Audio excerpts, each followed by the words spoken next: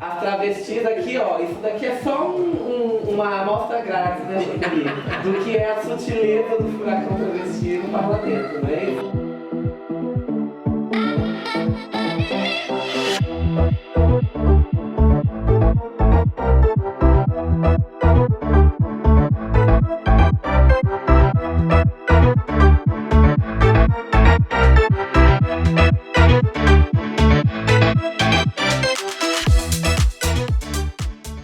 A nossa mandata, ela surge de uma articulação nossa dentro do próprio movimento social, com origem no movimento LGBTQIA+, na cidade de São Borja.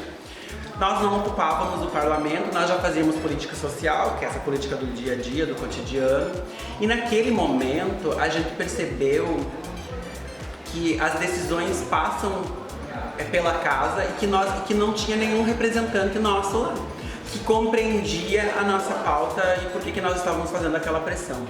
Foi a partir dali, de 2015, que nós entendemos a necessidade de ocupar o legislativo. A minha participação na política não surge primeiro de mim para um movimento ou do meu interesse no espaço da política. Surge do interesse do movimento em construir um mandato, uma cadeira, e a partir disso a gente definir quem ocuparia. Na verdade, não é que eu me decidi candidatar não, né?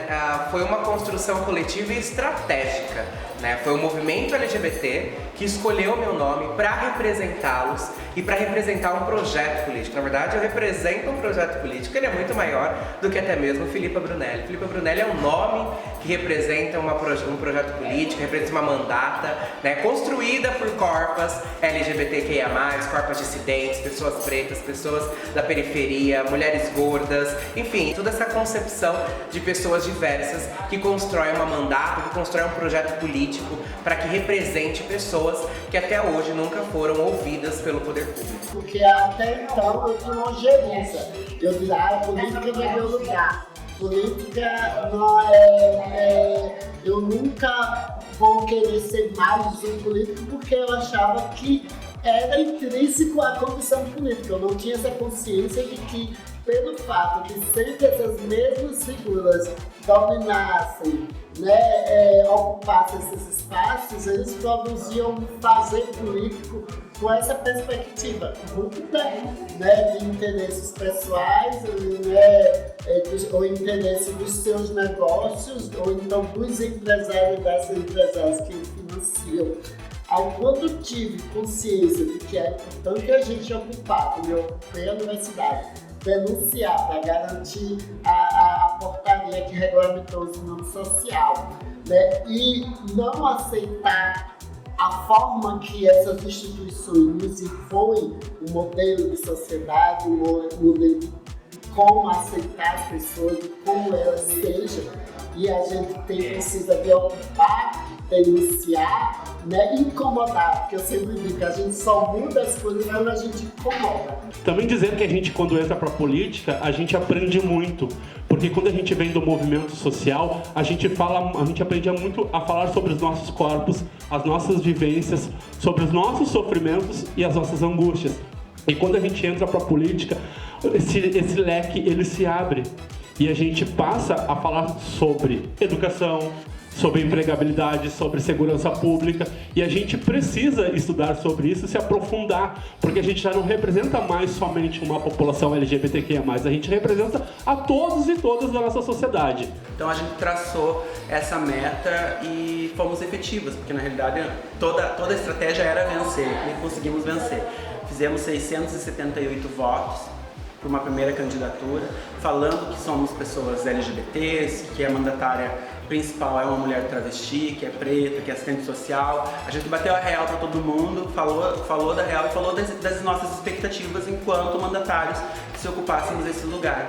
E fazer essa política tem muito a ver com o que a gente aprende dentro do movimento social, né? Esse encontro em especial, em que nós conseguimos formar uma mesa em que as mandatárias vêm, né, as que têm mandato legislativo em outras cidades ou em outros patamares do legislativo, para que a gente possa apresentar essa perspectiva para as outras companheiras e para as pessoas que articulam esse movimento é de extrema importância, porque é a partir daí que a gente consegue pensar estratégias para que a gente amplifique as nossas vozes enquanto mandatárias já efetivas e que a gente possa criar novas lideranças para que elas possam ocupar outros espaços em outras cidades ou multiplicar mais mandatos nas cidades em que já existem mandatos LGBTQIA+, principalmente de pessoas travestis e transexuais.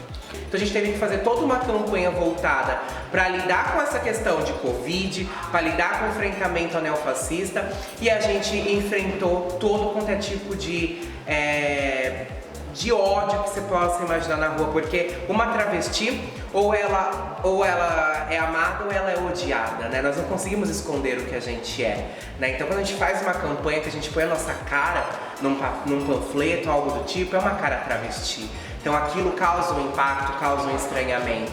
E não foi diferente, foi o que aconteceu, mas obtivemos sucesso. Então passamos por um processo violento, a campanha ela foi violenta, foi uma campanha sem recurso, sem ajuda institucional, sem apadrinhamento político, né? Mas que teve o fundamental, que é o apoio e a articulação dos movimentos sociais, né? Então eu sou uma candidata que sou oriunda do movimento LGBT, né? Que venho dos movimentos sociais, movimentos secundaristas, movimentos estudantis, então é ali o ponto de partida. Então a gente tem um ponto de partida e automaticamente, estrategicamente, tínhamos um ponto aonde queríamos chegar e lá chegamos. Quando a gente ocupa esses espaços, a gente luta, né, por nossos direitos, luta contra atitudes que sejam misóginas, machistas, LGBTfóbicas, racistas, capacitistas, né, isso vai provocar mudanças. Então, quando a gente definiu, nós não só queremos propor um projeto que rompa com o sistema normativo, nós queremos propor um projeto que ganhe para o sistema normativo, a gente constrói toda uma dinâmica, né? Porque na realidade política é estratégia, né? Nada mais é do que a gente ter certeza absoluta de quais são as estratégias mais plausíveis para que os nossos corpos sejam melhores compreendidos. Então, a gente não definiu primeiro o partido, entendeu?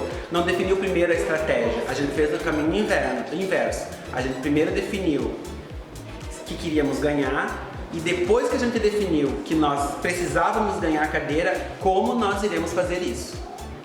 Eu digo que só o fato de nossas corpas estarem ali já provoca uma reflexão, já provoca mudança. Porque imagine quando essa travesti tem essa consciência política, tem essa formação política, que essa travesti vem com argumentos verdadeiros, não com fake news, como eles usam, né? Vem com a sua história de sobrevivência, com muita coragem, com muita combatividade, né? Com muita propriedade, com lugar de fala, e além do lugar de fala, né? Com uma determinação, né? Que faz parte do nosso processo de sobrevivência, né, de exclusão, de violência que passamos, né, desde no âmbito familiar, escolar, profissional, e isso nos dá essa propriedade da gente rebater quando eles vêm com alguns discursos, né, para tentar deslegitimar nossas pautas. Então é isso que nós, parlamentares que viemos do movimento social, precisamos entender. Nós ocupamos esses espaços para a gente trazer o movimento para dentro deles. E a gente não pode cair, é onde eu falei da cislada, que a gente não pode cair na cislada de adentrar os espaços institucionais e achar que agora a gente faz parte deles. E isso é fundamental, termos essa concepção para a gente não esquecer da onde a gente veio, não esquecer da nossa ideologia e a materialidade que nos trouxe até aqui.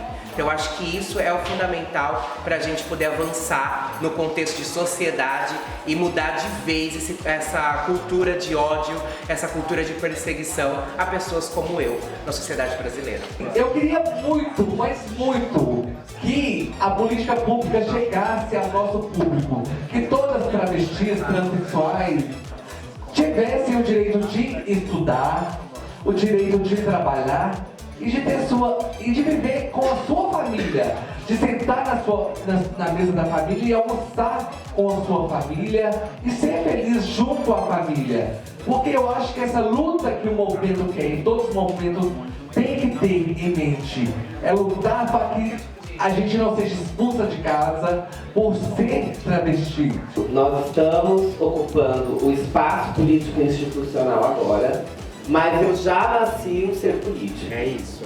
É isso. Então, eu digo que a gente tem que fazer a Operação Cupim, que é enfraquecer a instituição no sentido de arruinar todo o tipo de estratégia maquiavélica de ir contra os nossos. Então a gente prepara esse cenário, né, arruína, enfraquece as portas da instituição para vir o movimento social e meter o pé na porta e fazer a grande revolução na sociedade. Então essa revolução que a gente tanto almeja e espera, essa mudança cultural, essa mudança na estrutura de sociedade, ela vai se dar pelo movimento social.